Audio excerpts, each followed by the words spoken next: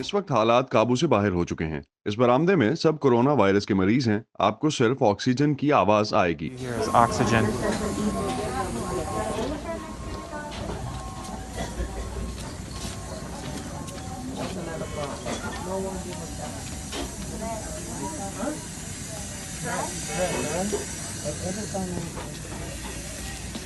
I'm seeing young patients, old patients, मैं यहाँ people of जवान, all बूढ़े और हर उम्र के age मरीजों को ranges who देख are रहा just हूँ जिनकी incredibly हालत sick. इंतहाई खराब है। And you आप can भी अब even सुन hear it सकते हैं। now मैं that as मरीजों I'm के walking कमरों के through आगे से गुजर patient रहा हूँ तो rooms सिर्फ सांस in the लेने और hallway, धड़कनों की you just hear आवाज सुनाई देती oxygen, है।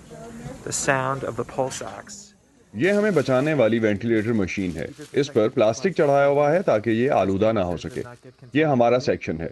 हमारे We have pass a oxygen है, suction, हमें we have our मॉनिटर मिल गए हैं। oxygen, मैंने कभी we have our इंतहाई monitor. निगहदाश्त में कोई बिस्तर खाली नहीं देखा।